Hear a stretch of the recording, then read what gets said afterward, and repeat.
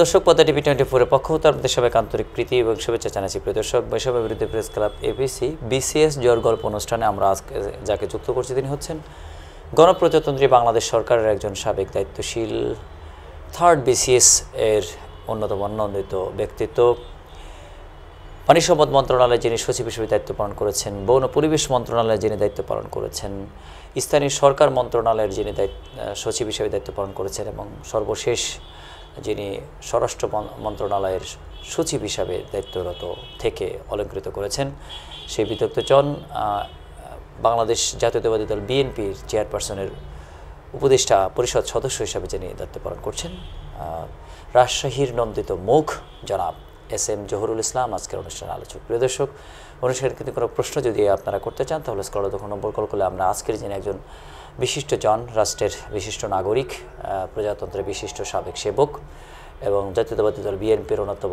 ঝান্ডাধারী ব্যক্তিত্ব জনাব এস.এম. জহুরুল ইসলামের মাধ্যম দিয়ে আপনাদের সামনে কিছু বিষয় উপস্থাপন করতে যাচ্ছি। দর্শক, আপনারা আমাদের সাথে যুক্ত থাকুন। আমাদের সাথে যুক্ত হচ্ছেন জনাব এস.এম. জহুরুল ইসলাম। জি স্যার, আপনি দর্শক শ্রোতাদেরকে জানাতেন দীর্ঘ সময় ধরে আপনি প্রজাতন্ত্রের সেবা করেছেন, স্বাধীনতা থেকে শুরু করে বর্তমান অবধি অনেক ইতিহাস আপনার চোখের সামনে ভাস্বর।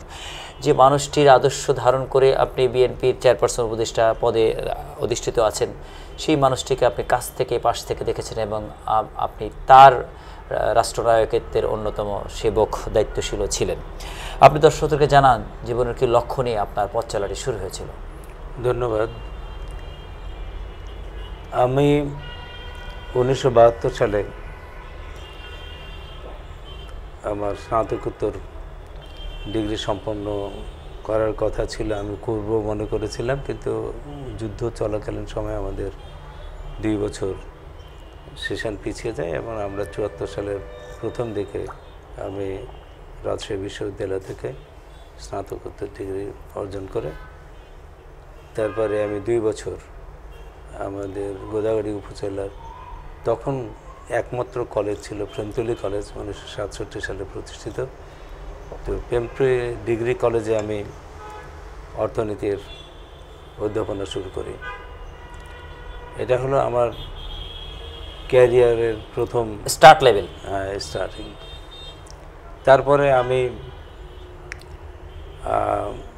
বেসরকারি কলেজ থেকে আমি গেলাম ব্যাংকে, বাংলাদেশের প্রথম ব্যাংকার্স রিক্রুটমেন্ট কমিটির পরীক্ষায় আমি প্রথম শ্রেণীর ব্যাংক কর্মকর্তা হিসেবে নিয়োগপ্রাপ্ত হয়ে কুয়ালি ব্যাংকে যোগদান করি। জি। তারপরে ব্যাংকে যাওয়ার ঠিক কিছুদিন আগে আমি কম্পিটিটিভ পরীক্ষায় দিয়েছিলাম, তখন বলা হতো বাংলাদেশ সুপিরিয়র সার্ভিস এক্সামিনেশন। তো সেই বাংলাদেশ সুপিরিয়র পোস্ট এক্সামিনেশন, যেটা একটা কম্পিটিটিভ পরীক্ষা, সুপিরিয়র পোস্ট এক্সামিনেশন, অর্থাৎ বর্তমানে যেটা আমরা বিসিএস বলি, এখন বিসিএস এর বিসিএস প্রশাসন হিসাবে এখন যেটা স্বীকৃত। শুধু না, এটা না, তখন 14টা ক্যাডার মিলে সুপিরিয়র পোস্ট হোল্ড করতো। হ্যাঁ, সুপিরিয়র পোস্ট হিসাবে ক্যারি করতো। হ্যাঁ, এর মানে কম্পিটিটিভ সার্ভিসটা, কম্পিটিটিভ পরীক্ষাটা অনুষ্ঠিত হয়েছিল। তা আমি সেই পরীক্ষায় আল্লাহ পাকের মেহেরবানি উত্তীর্ণ হয়ে 1979 সালের 1 মার্চ ঢাকা কালেক্টরেটের সহকারী কমিশনার হিসেবে যোগদান করি। তখন আমাদের ডেপুটি কমিশনার ছিলেন, জেলা প্রশাসক ছিলেন অত্যন্ত মেধাবী, fabulous civil servant Abdul Muhit Chowdhury. জি। স্যার আমাদেরকে যথেষ্ট যত্ন করে আমাদের ভবিষ্যৎ দায়িত্ব পালনের উপযুক্ত করে তোলার জন্য গ্রুমিং করেছেন, তৈরি করেছেন। হ্যাঁ, তৈরি করেছেন। স্যার, আমি একটু ইতিহাস থেকে নেই, যেহেতু আমরা ওই আলোচনায় পরে যাব, আমরা একটু শুরুটা দেখি। আমাদের স্বাধীনতার প্রেক্ষাপট বিনির্মাণে দুজন ব্যক্তির নাম বেশ আলোচিত, জনাব শেখ মুজিবুর রহমান, শহীদ প্রেসিডেন্ট জিয়াউর রহমান।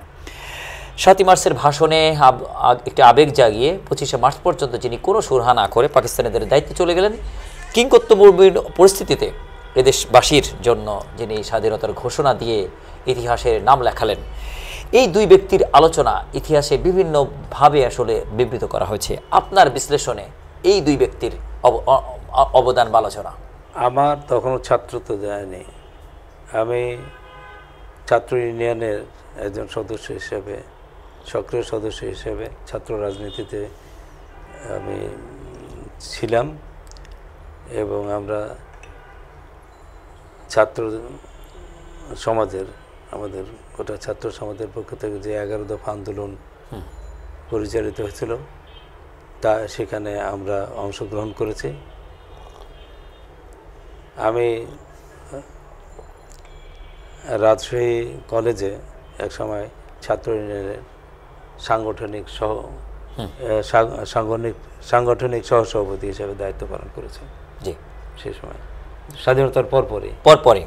কিন্তু স্বাধীনতার প্রেক্ষাপটে স্বাধীনতার সময় যেটা বলছেন, এটা আমরা 9 মাসই তখন আমরা সীমান্তের উপরে ভারতে আশ্রয় নিয়েছিলাম। আমাদের সহপাঠীরা অনেকেই মুক্তিযুদ্ধে সশস্ত্র অংশগ্রহণ করেছেন। তবে স্বাধীনতা যুদ্ধ ঘোষণা নিয়ে যে কেন বিতর্ক হয় এখন আমি বুঝি না। কারণ 3রা মার্চের ভাষণে, 7 মার্চের ভাষণে, হ্যাঁ 7 মার্চের ভাষণে শেখ মুজিবুর রহমান সাহেব একটা শব্দ দিয়ে মানে গোটা বিষয়টাকে ঘোলাটে করে ফেলেছিলেন। তিনি হলেন, আমি যদি তোমাদের হুকুম দেবার নাও পারি, তার মানে তিনি হুকুম দেবেন না। আচ্ছা, হুকুম দেননি, এটা স্পষ্ট। তারপরে এই ঘোষণার পরে যা আন্দোলন অত্যন্ত বেগবান হয়ে ওঠে, সন্দেহ নয়। আমরা আশা করছিলাম যে একসময় উনি নির্বাচিত প্রতিনিধি হিসাবে তাকে ক্ষমতা দেওয়া হবে, কিন্তু তাকে ক্ষমতায় না দেওয়ার কারণে তিনি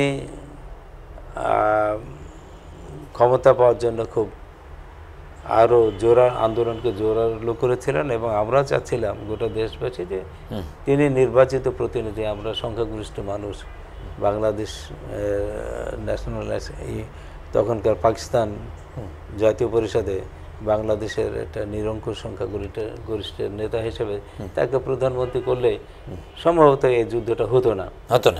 আর স্বাধীনতার মুখ আমরা দেখতাম না। কিন্তু সেটা তো হয়নি, বরং যখন আমাদের আন্দোলন একটা পর্যায়ে যখন খুব বেগবান হয়ে উঠছিল, তখন তিনি কার্যত জনগণের সাথে থেকে যুদ্ধ না করে তিনি পাক বাহিনীর কাছে আত্মসমর্পণ করে তৎকালীন পশ্চিম পাকিস্তানে উনি চলে যান। অর্থাৎ আমরা তখন ভীষণভাবে অসহায় এবং নিরুপায় হয়ে পড়েছিলাম। সেই হতাশা থেকে এবং আমরা যখন নিরুপায় ভাবে খুব বিপন্ন অবস্থায়, দেশের ভবিষ্যৎ নিয়ে খুব উদ্বিগ্ন এবং আমাদের কি হবে, পাকিস্তান সেনাবাহিনী যেভাবে ক্র্যাকডাউন করেছে ঢাকাতে, এটা ক্রমাগতভাবে বিস্তৃত হবে নগরে, বন্দরে, শহরে, গ্রামাঞ্চলে, তখন মানুষ খুব উদ্বিগ্ন হয়ে পড়ে। এই হতাশার মধ্যে, উদ্বিগ্ন অবস্থার মধ্যে, নিরুপায় অবস্থার মধ্যে হঠাৎ করে আমরা বেতারে শুনতে পাই শহীদ রাষ্ট্রপতি জিয়াউর রহমান, তখন উনি মেজর জিয়া ছিলেন, উনি ইস্ট বেঙ্গল রেজিমেন্টের অন্যতম অধিনায়ক ছিলেন। হি ওয়াজ টুয়াইস দেয়ার ইন চিটাগাং, আমরা সুপারহিনো। তিনি রিভল্ট করেন এবং স্বাধীনতার ঘোষণা দেন এবং যুদ্ধ ঘোষণা করেন। এই ঘোষণাটায় গোটা দেশে বিদ্যুতের মতো আমাদের চেতনা সঞ্চারী ছড়িয়ে পড়ে চারিদিকে। আমরা খুব আশাবাদী হয়ে উঠে যে একজন বাঙালি অফিসার তিনি স্বাধীনতার ঘোষণা করছেন এবং স্বাধীন বাংলাদেশের ঘোষণা দিয়ে সবাইকে নিজে যেমন আন্ডার কমান্ড সোলজার্সদেরকে নিয়ে, অফিসার্সদেরকে নিয়ে যুদ্ধে ঝাঁপিয়ে পড়েছেন। সাথে সাথে উনি গোটা দেশকে সংগঠিত যুদ্ধের জন্য সংগঠিত হতে বলতেন এবং যুদ্ধ করার জন্য যুদ্ধ করার আহ্বান জানান, মুক্ত করার আহ্বান জানান, দেশকে মুক্ত করার আহ্বান তিনি পরিষ্কারভাবে তার ওই ঘোষণা বলেছিলেন। প্রথমে তিনি বলেছেন আমি আই মেজর জিয়া, যেটা সবাই শুনেছেন। পরবর্তীতে উনি মানে অন বিহাফ অফ শব্দটি দ্বিতীয়বার তিনি গ্রেট লিডার শেখ মুজিবুর রহমান উনি বলে এটা ত্বরান্বিত করেছেন। এটা এটা এটা করার পিছনে কারণ ছিল আন্তর্জাতিক সমর্থনের দরকার ছিল। হ্যাঁ, আর আমরা শুধু ঘোষণা দিতে হবে না, আন্তর্জাতিক সমর্থন আদায় করতে হবে। পলিটিক্যাল লিডারশিপও যে আমাদের দেশের স্বাধীনতা চাই, সেই কথাটা তার ঘোষণার মাধ্যমে প্রথম বাংময় হয়ে ওঠে। শহীদ প্রেসিডেন্ট জিয়া রহমানের ঘোষণা থেকেই তিনি বাংলাদেশের অবিসংবাদিত বীর হিসাবে স্বীকৃত পাওয়া উচিত ছিল কিনা, তিনি বাংলার প্রধান বীর হিসাবে মর্যাদায় অধিষ্ঠিত হওয়া দরকার ছিল কিনা, তিনি স্বাধীনতার পরে দেশের রাষ্ট্রপতি হিসাবে দেশবাসীর কাছে অন্যতম প্রধান স্বীকৃতি পাওয়ার উচিত ছিল কিনা, এই সংশয় তো কারোর মনে থাকা উচিত না। তিনি অবিসংবাদিতভাবে দেশের স্বাধীনতার ঘোষক হিসাবে সব থেকে জনপ্রিয় সামরিক অফিসার শুধু না, তিনি আমাদের মুক্তি সংগ্রামের, মুক্তি যুদ্ধের দিক দিশারি হিসেবে কাজ করেছেন।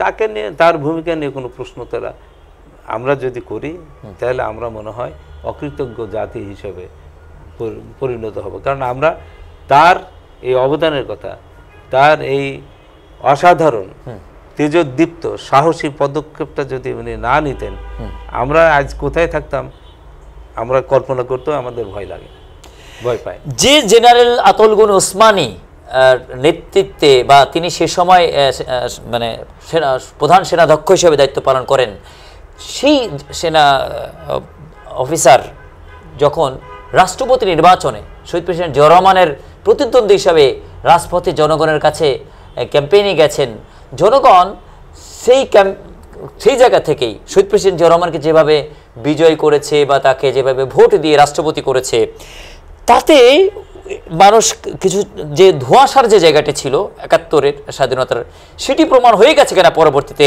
তিনিই প্রধান সেনাধ্যক্ষ, তিনিই প্রধান বঙ্গবীর, তিনিই প্রধান ব্যক্তিত্ব। আমি আপনাকে একটা আমার বাস্তব অভিজ্ঞতার কথা বলি। জি, আমি তখন ব্যাংকে চাকরিতে জয়েন করেছি। জি, আমি এবং আমার বন্ধু এরা দুজনেই আমরা রাজশাহী ইউনিভার্সিটির অর্থনীতি বিভাগের ছাত্র, পূবালী ব্যাংকে জয়েন করেছিলাম।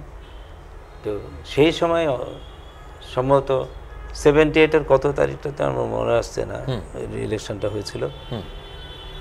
ওনারা দুজনে প্রজেকশন মিটিং হতো, তখন কিন্তু প্রজেকশন মিটিং। আচ্ছা, নওগাঁতে কেডিএ মাঠে প্রথম গেলেন জেনারেল আতল গনি ওসমানী।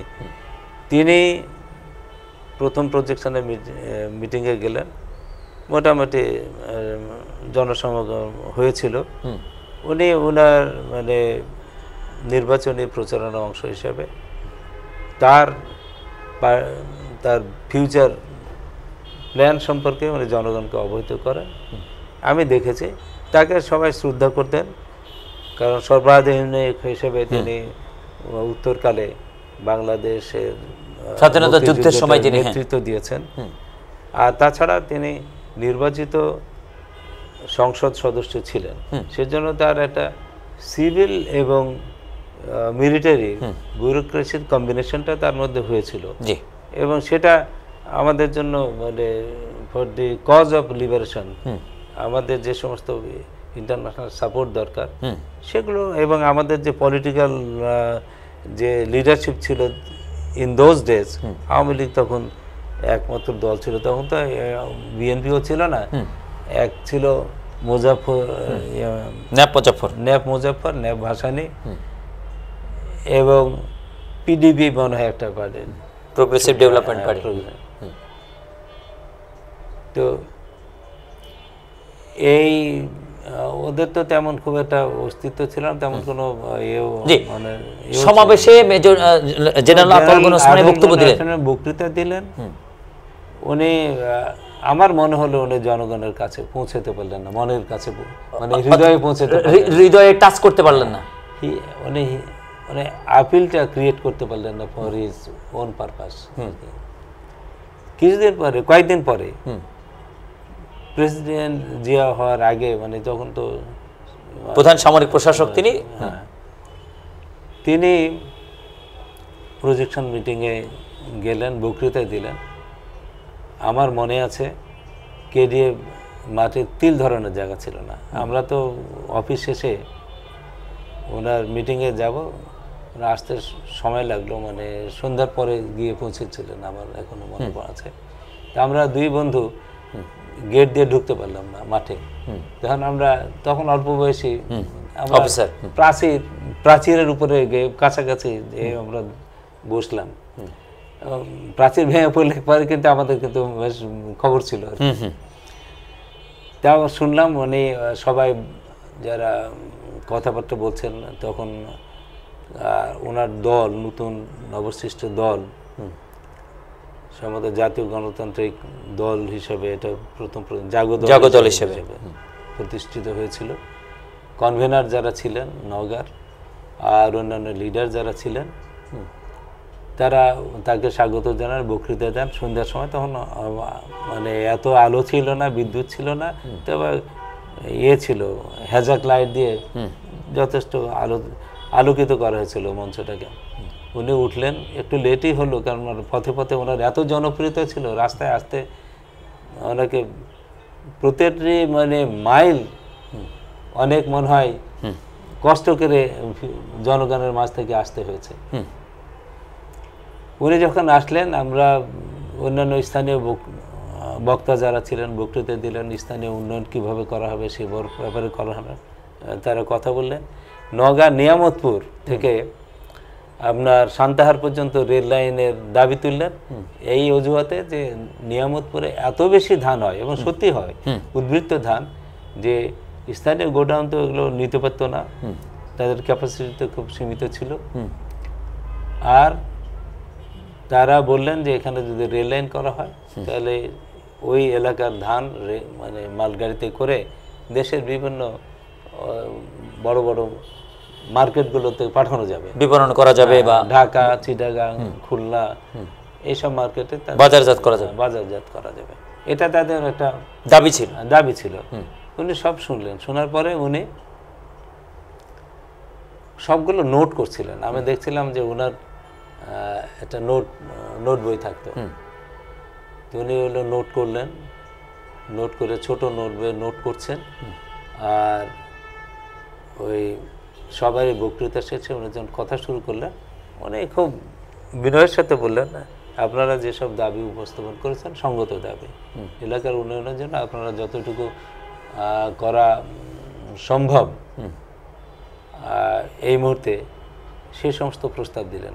কিন্তু উনি রেল লাইনের ব্যাপারে খুব বেশি ওই পয়েন্টটা বেশি ক্যাচ করলেন, এবং উদ্বৃত্ত ধানের কথাটা উনি আগে থেকে জানতেন। ওনার আমি এলাকায় এ সম্পর্কে জানি, আমি এলাকার জনগণের আর্থিক অবস্থা সম্পর্কে জানি। তো উনি বললেন, আমরা যদি রেল লাইন করি, শুধু ট্রেনেই চলবে, হয়তো মানে সারাদিনে 2-3টা ট্রেন চলবে, ট্রেনে আর কয়জন লোকের কর্মসংস্থান হবে, কতজন? একজন ট্রেনের থাকবে, চালক থাকবে, গার্ড থাকবে, আর হয়তো কয়েকজন চেকার টেকার থাকবে, এই মাত্র। এর বেশি তো কর্মসংস্থান হবে না। আর রেলওয়ে ট্র্যাকের উপরে আর অন্য কোনো যানবাহন চলবে না। উনি বললেন, আমি আপনাদের এই যে যোগাযোগের উন্নত যোগাযোগের দাবিটা, সেটা আমি ভিন্নভাবে আপনাদেরকে দিতে চাই। সেটা হলো, আমি চাই গোটা দেশে, শুধু এখানে না, সুপার হাইওয়ে নির্মাণ করে আমাদের বড় বড় মার্কেটে গ্রামাঞ্চলে উৎপাদিত পণ্য সামগ্রী যাতে পৌঁছতে পারে, সেই ব্যবস্থা আমি করতে চাই। একটা সুপার হাইওয়ে হলে বাস চলবে, ট্রাক চলবে, অন্যান্য যানবাহন চলবে, ভ্যান চলবে, রিক্সা চলবে। একটা ভ্যান মানে একজন চালকের কর্মসংস্থান হবে। এইভাবে সবাইকে বুঝালেন। আমি অর্থনীতির ছাত্র, আমি মানে সত্যি অভিভূত হলাম। উনি কেমন সুন্দরভাবে লেবার ইন্টেনসিভ একটা মানে প্রজেক্ট বাস্তবায়নের ধারণা খুব সহজভাবে মানুষের কাছে পেশ করলেন। তারপরে যে জিনিসটা বললেন যে আমি এই এলাকার মানুষ, আমাদের এই দেশে আমাদের বাড়ির পাশে পুকুর আছে, পুকুরগুলো এজমালি থাকে বেশিরভাগ, এই পুকুরগুলো পরিষ্কার করা হয় না, এবং এজমালি যারা সূত্রে মালিক তাদের মধ্যে ঝগড়া বিবাদও মেটে না, মাছ চাষও হয় না, যা ন্যাচারাল কিছু হয় ক্যাটফিশ বা এই যেহেতু সেগুলো মানে ধরে ভাগাভাগি নিয়ে গন্ডগোল হয়। এইগুলো মোটামুটিভাবে আনপ্রোডাক্টিভ মানে ওই জায়গাটা পড়ে থাকে। জি। আর বাসন মাজা গোসল করা এই ছাড়া কোনো কাজ, ওই পুকুরে কোনো কাজে লাগে না। আর আমাদের বাড়ির আশপাশে এমনি নানান রকমের জংলা গাছ পড়ে থাকে, সেগুলো মাঝে মাঝে একাত্র কেটে খড়ি টড়ির চাহিদা পূরণ করা হয়। কিন্তু এই গাছ অঙ্গনটাকে আমরা পরিষ্কার করে যদি ফলের গাছ লাগাই, আম কাঁঠালের গাছ লাগাই, বা মেহগনি, তারপরে ওই সেগুন, এইসব গাছ লাগায়, তাহলে হবে কি এইসব গাছগুলো এক একটা গাছ মানে বাড়ন্ত সম্পদ, দেশের বাড়ন্ত সম্পদ। আর পুকুরটা যদি পরিষ্কার করে আমরা মাছ চাষ করি, 1 ইঞ্চি মাছ বছর শেষে এটা 10 ইঞ্চি 15 ইঞ্চি পর্যন্ত হয়। 50 গ্রামের একটা মাছ, ওই যে 50 গ্রাম উনি গ্রাম বলে না, 100 টাকার মানে পোনা, 800 টাকার পোনা বছর শেষে 100 বা 150 ওজন হয়ে যায়। গ্রামের ইউনিটে যেটা মানুষ তখন শের পরিচালিত ছিল। হ্যাঁ হ্যাঁ শের। তারপরে উনি বললেন আরও কথা, যে আমাদের দেশে সব থেকে বিশ্বের মানে ভালো মানের ছাগল আছে। উনি কুষ্টিয়ার ছাগলের কথা বললেন, ঝিনাইদহ এলাকার ছাগলের কথা বললেন, ব্ল্যাক বেঙ্গলের কথা বললেন। এগুলো বছরে 2টা 3টা 4টা পর্যন্ত বাচ্চা দেয়, আর এর দুধও পাওয়া যায়, এবং বছরে 2 বার এরা বাচ্চা প্রসব করে। তার মানে একটা আমরা যদি ছাগল পালন করি, এর থেকে বছরে 8 থেকে 10টা মানে বাচ্চা পাওয়া সম্ভব। তাহলে এখানে গ্রোথ কত হচ্ছে? উনি বললেন যে আপনাদের কয়েক গুণ আপনাদের সম্পদ বেড়ে যাবে, মাছ বেড়ে যাবে, অনেক গুণ বাড়বে মাছ চাষ করলে। আর গাছপালা, একটা গাছ লাগালেন, 1 ফুট একটা মানে উঁচু গাছ লাগালেন, সেই গাছটা যদি যত্ন করেন বছর শেষে হয়তো 8-10 ফুট পর্যন্ত হয়ে যাবে। শুধু লম্বায় বাড়বে না, পাশেও বাড়বে। তার মানে বহু গুণ বেড়ে যাবে। তাহলে একটা বাড়ন্ত গাছ দেশের সম্পদ, কত গুণ সম্পদ প্রতি বছর বাড়বে আপনারা এটা কল্পনা করতে পারেন না। এই যে সিম্পল রুরাল ডেভেলপমেন্ট ডিনামিক্সগুলো উনি বললেন, মুরগি পালনের কথা বললেন, হাঁস পালনের কথা বললেন, ছাগল পালনের কথা, ভেড়া পালনের কথা বললেন, বলে মানুষকে এভাবে বিমোহিত করে ফেললেন। এবং এর যে আলটিমেট লাভটা কিন্তু প্রত্যেকটা ফ্যামিলি যাদের কোনো কর্মসংস্থান নাই, ভিন্ন কোনো কর্মসংস্থান নাই, তারা এর মাধ্যমে ইকোনমি ডেভেলপমেন্ট করার একটি অপশন আয় উপার্জন বেড়ে যাবে, জীবন মান বাড়বে। দেখবেন যে আপনারা ভালো কাপড় পরতে পারছেন, আপনাদের আপনাদের ঘরের বউ বাচ্চাদেরকে ভালো মানে শাড়ি। এ তো গেল রুরাল ডেভেলপমেন্টের কথা, কিন্তু শহীদ প্রেসিডেন্ট জিয়া রহমান 75 7 নভেম্বর থেকে 31 মে পর্যন্ত তিনি যেভাবে আন্তর্জাতিক অঙ্গন বা বিশেষ করে আমাদের অর্থনৈতিক ডেভেলপমেন্টের জন্য রেভিনিউ খাতকে সমৃদ্ধ করার জন্য অনেকগুলি যুগান্তকারী অধ্যায় তার আমলে সূচিত হয়েছে। আপনি বললেন কৃষিজ সেক্টর, বাকি 2-1টি সেক্টরে যদি ছোট কৃষি সেক্টরের কথা বলে, আমি তো ব্যাংকে চাকরি করেছিলাম। বাংলাদেশে প্রথম 100 crore এগ্রি ক্রেডিট প্রোগ্রাম এটা দেওয়া হয়েছিল। ক্রপ হাইপোথিকেশনের বিপরীতে এই লোন দেওয়া হতো। অর্থাৎ 1 বিঘা জমিতে হারভেস্ট টাইমে, যেটা আমি ফসল লাগালাম, হারভেস্ট টাইমে আমি কতটুকু ফসল পেতে পারি, ইল্ডটা কত হতে পারে, এটা অনুমান করে এর ভিত্তিতে আমরা তাদেরকে একটা ঋণ প্রাপ্যতা নির্ধারণ করে তাদেরকে ঋণ দিতে পারি। কৃষি ঋণ, কৃষি ঋণ, এটা উনি প্রথম চালু করেছিলেন। কৃষি ঋণ প্রথম তিনি চালু করেন। গার্মেন্টস সেক্টর নিয়ে কথা আছে, কিন্তু মর্টগেজের ব্যাপার, মর্টগেজের কোনো কথা ছিল না। আচ্ছা, জিরো মর্টগেজ। ক্রপ হাইপোথিকেশন অর্থাৎ কাল্পনিক একটা উৎপাদন মানে বিচার করে একটা উৎপাদন তো আশা করি আমরা, আশা করি, হ্যাঁ, 1 বিঘা জমিতে হয়তো 10 মণ বা 12 মণ। আর আমরা যদি ইমপ্রুভ সিডস ব্যবহার করি, ফার্টিলাইজার ব্যবহার করি, সেচটা যদি আমরা সাথে সাথে দিতে পারি, অর্থাৎ এই ইনপুট গুলো দিতে পারি, অর্থাৎ এগ্রিকালচারাল টেকনোলজিটা যদি একটু ইমপ্রুভড হয় তাহলে আমরা বেটার, অর্থাৎ জমিন তোমার, বিনিয়োগ আমার, হ্যাঁ, তুমি রাষ্ট্রের রেভিনিউ বাড়াও, রাষ্ট্রের তুমি সম্পদ গড়ো। তুমি আরও আছে, যেমন ওনার তো অনেক কাজের শেষ না। ইপিজেড কার আমলে হয়েছে? আমাদের বিদেশে শ্রম বাজারটা আমরা কিভাবে পৌঁছাতে পারলাম, তিনি উদ্যোগ নিয়ে এই যে আমাদেরকে, আমাদের দেশের যে এখন মানব সম্পদ, ওটা আমরা রপ্তানি করা শুরু করলাম। আপনার নন ট্র্যাডিশনাল আইটেম মানে বাণিজ্যিক আইটেম যেগুলো হচ্ছিল এই যে ব্যাঙের পা, তারপরে ওই যে কি বলে কুচে, তারপরে অন্যান্য আরও যে সমস্ত নন ট্র্যাডিশনাল আইটেমগুলো ছিল, উনি কিন্তু he started exporting this non traditional items to China and other countries where এইসব পণ্যের জন্য তাদের চাহিদা আছে, মানে there is demand for all this commodities. তারপরে পোশাক রপ্তানির ব্যাপারটা তো ফেবুলাস একটা মানে কি বলবো মানে বিষয়। আরও যে জিনিসটা হলো আধুনিকায়নের ব্যাপারটা, মানে খুব উন্নয়ন মনস্ক শুধু ছিলেন না, আধুনিক উন্নয়ন মনস্ক। এটি গেল শহীদ প্রেসিডেন্ট জিয়াউর রহমানের উন্নয়ন মুখে তার কথা, এবং ব্যক্তি ইমপ্লিমেন্টেশন অর্থাৎ শাসক হিসাবে তিনি যেভাবে সুশাসন এবং যেভাবে স্বনির্ভর করার জন্য কাজ করলেন। কিন্তু এই শহীদ প্রেসিডেন্ট জিয়াউর রহমানের এই দায়িত্ব পাওয়াটা কিন্তু কুসমাস্তীর্ণ ছিল না, এটি কণ্ঠকাকীর্ণ পথ ছিল।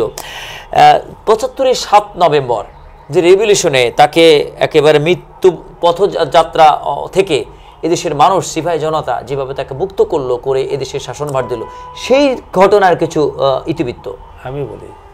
রাষ্ট্রপতি জিয়াউর রহমানের প্রতি জনগণের যে কি ভালোবাসা, কি প্রেম ছিল, কি কৃতজ্ঞতা বোধ ছিল। ওই বিপন্ন সময়ে তারা সবাই মানে সাংঘাতিক একটা আফসার্জ হয়ে গেল।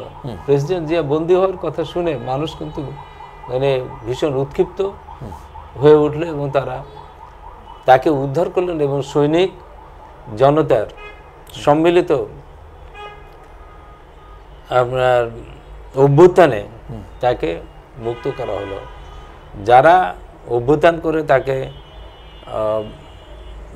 এই বাংলাদেশের উন্নয়ন যাত্রাকে, অগ্রযাত্রাকে থামিয়ে দিতে চেয়েছিল, এবং উনি তো ছিলেন কোনো বিদেশি শক্তির তাবেদারি করতে কখনো চাননি। যারা এই ষড়যন্ত্র করেছিল সেই বিদেশি শক্তির তাবেদার গোষ্ঠীরাই কিন্তু এই ষড়যন্ত্রটা করেছিল, এবং তাকে ভেবেছিল যে তাকে যদি তারা থামিয়ে দিতে পারে তাহলে বিদেশি স্বার্থ সিদ্ধি হবে, আর মানে কি বলো সেবাদাস হিসাবে তারা ক্ষমতায় দেশে এটা হতে পারে। তো সেই জন্য জনগণের ভালোবাসা, এদেশের মেহনতি মানুষের ভালোবাসা। আপনি যেভাবে আবেগ আপ্লুত হচ্ছেন, আপনার অশ্রুরাশি যেভাবে ঝরতে চাইছে, আমি দিনটিকে একটু স্মরণ করিয়ে দিই। ৮১-৩০ মে তাকে হত্যার পরে এদেশের মানুষ তার প্রতি যতটা আবেগ আপ্লুত হল, এইভাবে ডুকরে কেঁদে ওঠা চিত্র কিন্তু সারা দেশে ছিল।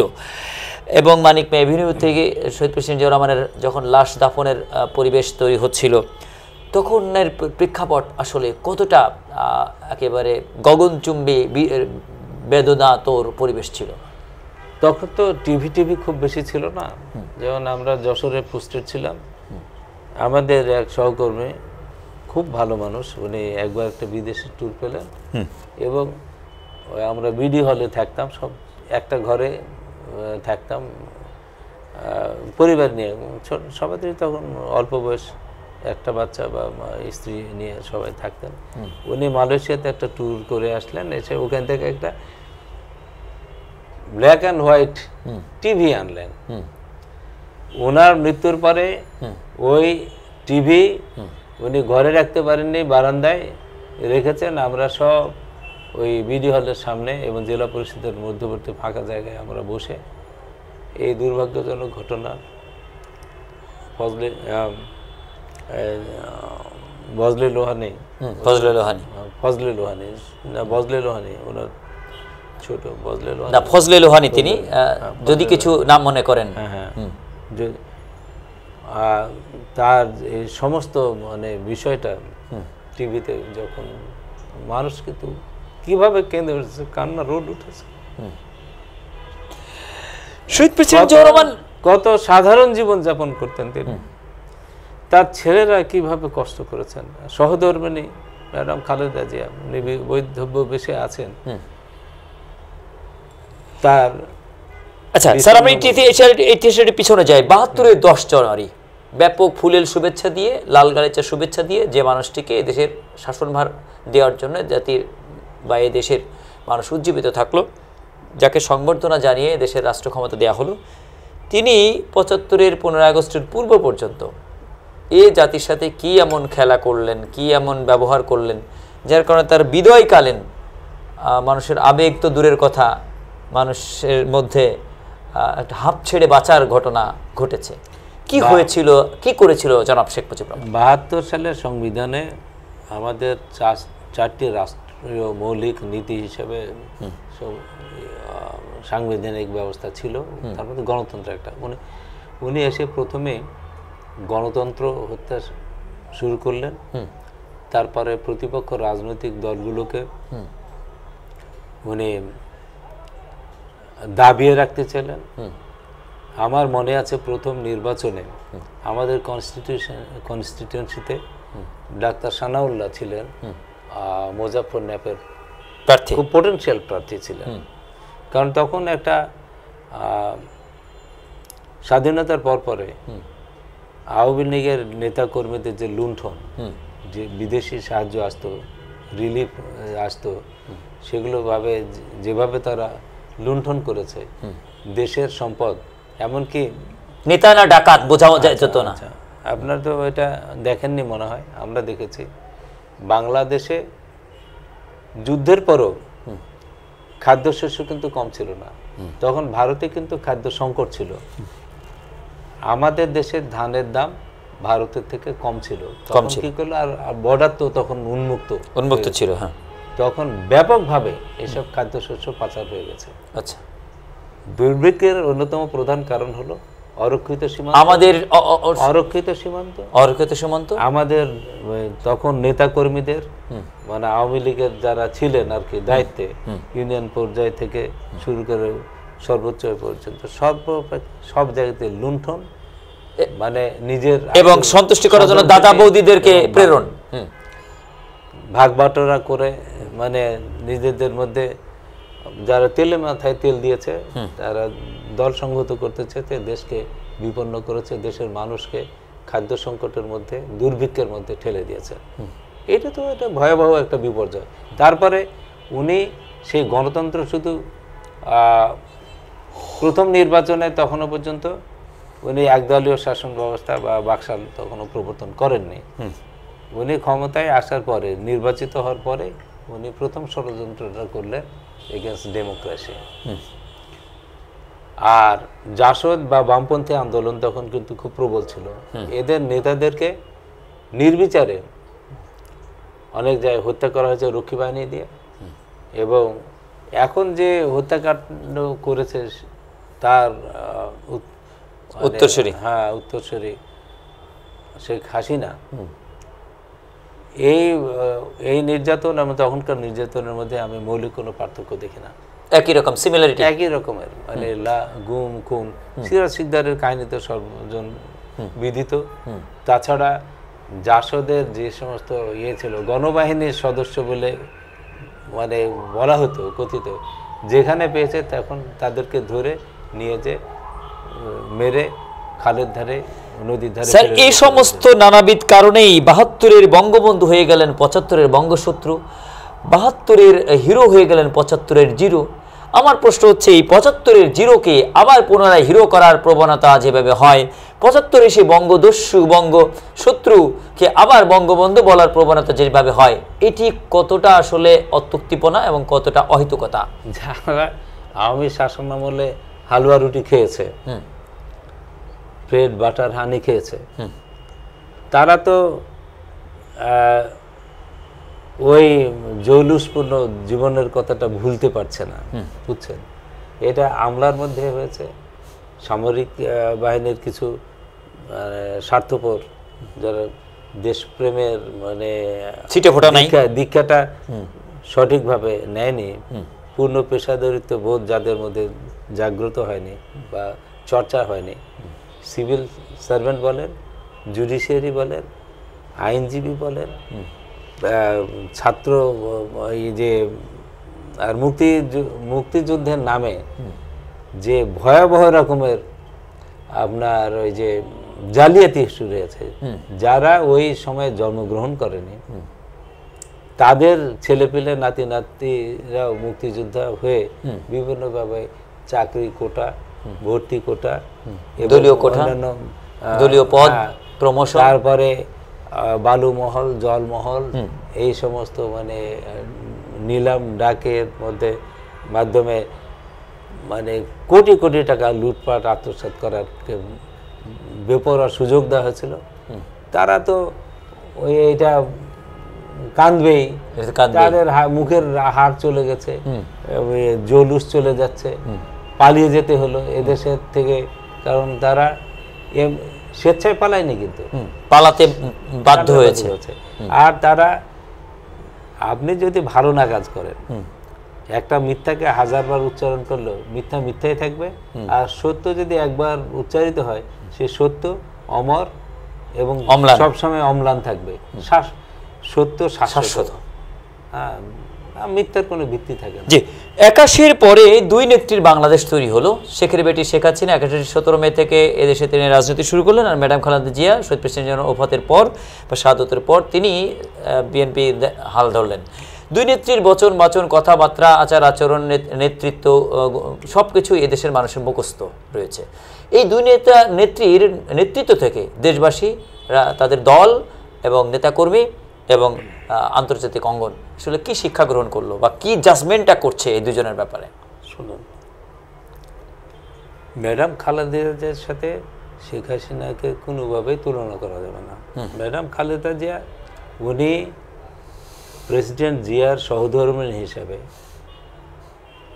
ওনার সাথে যে ব্যক্তিত্বের এটা হয়েছে বলে মানে বিকাশ ঘটেছে, এবং যে সততা, দক্ষতা, সাহসিকতা এবং সৎ নেতৃত্ব দানের যোগ্যতা তিনি অর্জন করেছেন, সেটার সাথে শেখ হাসিনার এইরকম মানে লুটপাট তন্ত্র, তন্ত্রের মানে হোতা হিসাবে, এটা কখনো তো তুলনাই করা যাবে না। আপনি কিভাবে তুলনা করবেন? না, এখানে রাজনীতিতে একটা নোংরা পাত্রের সাথে একটা পরিষ্কার স্বচ্ছ পাত্রের কি তুলনা করতে পারবেন আপনি? আমরা এখান থেকে এই দুজন শিক্ষা নিতে চাই। আমরা জাতির সত্তা, যেমন একটা নেশনহুডটা আমাদের জাতীয়বাদী চেতনার ভিত্তি হিসেবে কাজ করে, বুঝছেন? আমাদের এদেশের মানুষ শান্তিপ্রিয় মানুষ, ধর্মপ্রাণ মানুষ, আল্লাহভীরু মানুষ, এবং যারা হিন্দু তারাও আপন ধর্মে বিশ্বাসী, তারাও আপন ধর্মে প্রতি শ্রদ্ধাশীল, এবং আমরা আবহমান কাল ধরে হিন্দু, মুসলমান, খ্রিস্ট, বৌদ্ধ সবাই আমরা সহ অবস্থান, সব পাশাপাশি বসবাস করেছি। আমার মনে আছে, আমার যে গ্রামে ছিলেন সেখানে আমরা কাউকে কাকা বলে ডাকতাম, কাউকে পিসি বলে ডাকতাম, এবং কাউকে মানে ভাই বলে মানে মাসিমা বা দিদি, এটা কিন্তু আমাদের রক্ত সম্পর্ক ছিল না, কোনো ধর্মীয় কিন্তু সম্পর্ক ছিল না, কিন্তু একটা সামাজিক সম্পর্ক ছিল, অসাধারণ সামাজিক মানে সম্পর্ক, সম্প্রীতিপূর্ণ সম্পর্ক ছিল। সেই সম্পর্ককে একেবারে বিষ বাষ্পযুক্ত করেছে এবং বিষাক্ত করে দিয়েছে এই 15 বছরের অপশাসনের ফলে। স্যার, আপনি একে অপরকে শত্রু মনে করতে শুরু করেছে, কেউ কাউকে মানে মিউচুয়াল ট্রাস্টটা পর্যন্ত ধ্বংস করে ফেলেছে। স্যার, আপনি প্রায় 30 বছর সার্ভিসে যুক্ত ছিলেন। এই 45 বছরের মধ্যে 30টি বছর দুই নেত্রীরই নেতৃত্ব আপনি পেয়েছেন পালাবদলের মাধ্যমে। একজন ব্যুরোক্রেট হিসাবে, আমলা হিসাবে, অবশ্য দুই প্রধানমন্ত্রী কিভাবে তাদের দায়িত্বগুলি পালন করেছেন? সিদ্ধান্ত গ্রহণের, তড়িৎ সিদ্ধান্ত গ্রহণের, দ্রুত সিদ্ধান্ত গ্রহণের, সময়োপযোগী সিদ্ধান্ত গ্রহণের ক্ষেত্রে বেগম খালেদা জিয়ার কোনো তুলনা হয় না। আমি এটা বাড়িয়ে বলছি না, তার দলের আমি একজন কর্মী হিসাবে বলছি না, আমি একজন মানুষ হিসাবে বলতে পারি। আমি তাকে যেমনভাবে দেখেছি, তার কথা শুনেছি, তার মানে অসাধারণ কি বলবো, মানে যেটাকে বলা হয় বিনয় নম্রতা আমি দেখেছি। তার আচরণগত কোনো উদ্ধতা কখনো প্রকাশ পায়, ক্ষমতার কোনো খেই চিত্র দেখা যায়নি। ওনার মধ্যে কোনো ওই বালখিল্য ছিল, মানে চাঞ্চল্য বা মানে কোনো রকমের কি বলা চপলতা, এইসবগুলো উনি দেখিনি। উনি একটা ভাব গম্ভীর, শান্ত শিষ্ট মানুষ এবং দৃঢ়চেতা। এই ব্যাপারে তো উনি মনে হয় রাষ্ট্রপতি জিয়াউর রহমানের থেকে মনে হয় আরো মজবুত, কারণ উনি রণাঙ্গনে যুদ্ধ করেছেন আর বাচ্চা সামলেছেন। এই রণক্ষেত্রের মধ্যে অবস্থান করে উনি অটল অনড় ভাবে আত্মসমর্পণ করেন কারোর কাছে, তাদের কাছে সাহায্যের দ্বার। একজনা পাকিস্তানের আর্মির রেশন খেয়ে জীবনযাপন করেছেন, আর উনি পাকিস্তানের বন্দিশালায়, বন্দিশালায় জীবনযাপন করেছেন। এই যে মানে ডিফারেন্সটা, ওখান থেকে তো ডিফারেন্সটা আপনার তৈরি হয়ে গেছে। একজনা ত্যাগের আদর্শে বরাবরই উজ্জীবিত থেকেছে, আরেকজন ভোগের লালসায় সবসময় আসলে লালায়িত থেকেছে, কম্প্রোমাইজ করেছেন। এগুলো তো মানে এটা কথাটা আমি বলতে চাইনি, কিন্তু এসে যাচ্ছে আপনার প্রশ্নের কারণে আমাকে বলতে হচ্ছে। আর আমাদের আমলাতন্ত্রের সব থেকে বড় রকমের সমস্যা হলো কি সাইকোফ্যান্সি। হ্যাঁ, এই মানে এটাকে কি বলে, এটাকে বলা হয় তেল মারা, যেটাকে বলে মানে প্রয়োজনে অপ্রয়োজনে প্রশংসা করা। এগুলো একটা মানে স্বার্থ উদ্ধারের জন্য, নোংরা স্বার্থ সিদ্ধির জন্য এগুলো করে থাকে। সিভিল সার্ভিসে কিন্তু এত দলাদলি আমি কখনো দেখিনি। সিভিল সার্ভিসে একজন সিভিল সার্ভেন্টের বাড়ি থেকে 3,500 কোটি টাকা উদ্ধার হয়েছে। আপনারা তো সেটা টিভিতে, বেতারে, সমস্ত মানে প্রিন্ট এবং ইলেকট্রনিক মিডিয়াতে দেখেছেন। আমাদের সময় মনে হয় আমরা তো 4,500 মতো সিভিল সার্ভিসের আমরা মেম্বার ছিলাম, ওই যে মানে সিভিল সার্ভিস প্রশাসনের। আমাদের সবার বাপের, শ্বশুরকুলের এবং নিজস্ব কামাই সম্মিলিতভাবে মনে হয় এত টাকা কারোর সঞ্চয় ছিল না। এই আমাদের যেটা হচ্ছে, পিওনের 400 কোটি টাকা তিনি কামাই করেছেন। হেলিকপ্টার ছাড়া চলেন না, গর্ব ভরে বলা। এটা গর্ব ভরে না, এটা হলো কি বলবো, এটা এক ধরনের নির্লজ্জতা। হ্যাঁ, এটা মানে তিনি যে তাকে প্রশ্রয় দিয়েছেন এবং সে কামাই করেছে, এটাকে তিনি একটা সাফল্যের মানদণ্ড হিসেবে ব্যবহার করেছেন। লুটপাট তন্ত্রের একটা আইকনিক এক্সাম্পল হিসেবে তিনি বলেছেন। এটাতে আমি এই কথাটা বলতে আমি মানে কোনো দেশের বাইরে যে কথা আমি বলতে পারবো না, আমার লজ্জা লাগবে। এই আমাদের দেশের সাবেক প্রধানমন্ত্রীর বচন বাচন, এটা সবাই জানে, আমিও জানি, আপনিও জানেন, কোন মানুষটা না জানে, সবাই বলে। এমনি মানে আটপোরে আলোচনাতেও এটা হয়, পারলে মানে পলিটিক্স বলে, যারা চায়ের দোকানে রাজা উজির মারে, তারাও এই নিয়ে হাসি তামাশা করে। এইসব কথা বলে। 2001 সালে 4 দলীয় জোট সরকারের মাধ্যম দিয়ে বিএনপি ক্ষমতায় অধিষ্ঠিত হয় এবং সেই ক্ষমতার আমলে বা দায়িত্ব পালনের আমলে কিছু অপ্রত্যাশিত হলেও কিছু সত্য ঘটনা ঘটেছিল। 10 লাখ অস্ত্র এদেশে ঢুকেছিল, সাবেক বিরোধী দলের নেত্রীর উপর হামলা হয়েছিল। হোক বিরোধী দলের নেত্রী, তিনি মন্ত্রী পদবিতে থাকার কথা, তার প্রোটোকল থাকার কথা, নিরাপত্তা থাকার কথা, সেটি আসলে হয়নি। 500 উপজেলায় বোমা হামলা ঘটেছে এবং দুর্নীতিতে বাৎসরিক চ্যাম্পিয়ন হয়েছিল সেই সরকারটি। এই সরকারি ব্যবস্থা থেকে বিএনপি কি শিক্ষা নিয়ে আগামী 14 সংসদ নির্বাচনের জন্য নিজেকে উপযুক্ত করছে? আচ্ছা, আপনি যে অস্ত্র চোরাচালানের কথা বললেন, পৃথিবীর বহু দেশে কিন্তু অস্ত্র চোরাচালানের ঘটনা ঘটে, জি, এক দেশ থেকে আরেক দেশে ঘটে। ঘটনাক্রমে আমাদের দেশে ওই যে আসামের উলফা গোষ্ঠীর পরেশ বড়ুয়ার আমাদের বর্ডার এলাকায় তারা তো ওই দেশে আন্দোলন করছিল, আর যেখান থেকে কনভেনিয়েন্ট মনে করেছে সেখান থেকে তারা স্মাগল করার তো চেষ্টা করবেই, রাইট। এটা কোন দেশের সরকার এরকম বেকুবি করবে যে 10টা মানে চোরাচালানি অস্ত্র নিয়ে আসবে? সরকারকে চোরাচালান করে অস্ত্র আনতে হয় না, কোনো দরকার পড়ে না। এসব আজগুবি গল্প করলে কি আপনি এটা গভর্নেন্সের সাথে কোনো যুক্ত মানুষ এটাকে বিশ্বাস করবে? না, এটা গল্প কাহিনী। সরকার ইচ্ছে করলে তো এমনি অস্ত্র আনতে পারে, আমদানি করে সিলেট এইসব পার্বত্য চট্টগ্রাম এলাকা দিয়ে তাদের হাতে পৌঁছে দিতে পারতো না? সেটা তো, কিন্তু এই সন্ত্রাসী করিডোরের আয়োজনকারী কারা, ষড়যন্ত্রকারী কারা? এই যে একটা it's a conspiracy against the very government. এটা যে আমি স্পেসিফিক্যালি আরো বলি যে বিএনপি গভর্নমেন্টের মধ্যে তো কন্টিনিউয়াসলি একটা কনস্পিরেসি চলতেই থাকে, কারণ বিএনপি গভর্নমেন্ট কখনো আমাদের সার্বভৌমত্বকে বিপন্ন করে বিদেশিদের তাবেদারি করেনি। তারা তো সবসময় তাবেদার সরকার এখানে পেতে চায়, তাদের স্বার্থ রক্ষা করবে এরকম সরকার পেতে চায়। সেটা না পেলেই সেই সরকারকে তারা ব্যর্থ করার জন্য সব ষড়যন্ত্র করবে, এটা করবে। আর এটা তো আপনারা জানেন যে আমাদের নিকটতম প্রতিবেশী সাথে আমাদের অন্য কোন প্রতিবেশীর ভালো সম্পর্ক আছে? আমাদের সাথে তো মনে করেন যে সিকিম টাইপের একটা মডেল ওনারা খাড়া করে এখানে প্লে করতে চাচ্ছে, এটা পুতুল সরকার বানিয়ে তাদের আর্থিক বা অন্যান্য আর্থিক সামরিক সর্ববিধ তারা স্বার্থ এখানে তারা করতে চেয়েছে, হাসিল করতে চেয়েছে। তো এটা তো মানে এইভাবে রিডিকুলাস একটা মানে সিচুয়েশন তৈরি করে দেশের গভর্নমেন্টের ব্যর্থতার মানে একটা কল্পকাহিনী।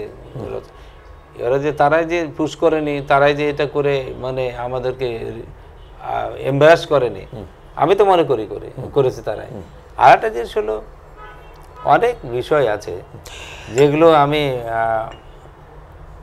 এই যে 21-এ কি বলে গ্রেনেড হামলার কথা বলে, গ্রেনেড হামলার কথা যে বলছেন আপনারা, এই কোন সরকার আছে যে নিজে এই কাণ্ড করে তার রাজনৈতিক অবস্থানকে দুর্বল করবে, বিপন্ন করবে? এরকম বেকুব সরকারের থেকে। এর জন্য তো আমি তো তখন হোমে ছিলাম, এডিশনাল সেক্রেটারি ছিলাম, আমি দেখেছি। আমি তো ওই বিষয়গুলো অতটা ক্লোজলি দেখতাম না, তবে দেখেছি কি উদ্বেগ যে এটা যে কোনোভাবে হোক, যে কোনো মানে তদন্ত সংস্থা, সেটা দেশি বা আন্তর্জাতিক দিয়ে একটা প্রকৃত ঘটনা উদ্ঘাটন করার চেষ্টা করা হয়েছে। এমনকি এটা বলে আমাদের ইংল্যান্ডের একটা আছে সংস্থা, স্কটইয়ার্ডের মানে যারা আছে প্রখ্যাত গোয়েন্দা সংস্থা আছে, তাদেরকে দিয়েও তদন্ত করে সত্য উদ্ঘাটন করার প্রস্তাব দেওয়া হয়েছিল। সেটা তো তারা মানে এগ্রি করেনি। আর এগুলো মানে আমি বলি, সরকার যদি এইটা করতো, তাহলে যদি বিএনপি সরকারের দ্বারা এই ঘটনা ঘটতো, তাহলে তাদের অপোনেন্টকে তো আগে টার্গেট করে তাকে শেষ করতো। মেট্রোপলিটন এলাকাগুলিতে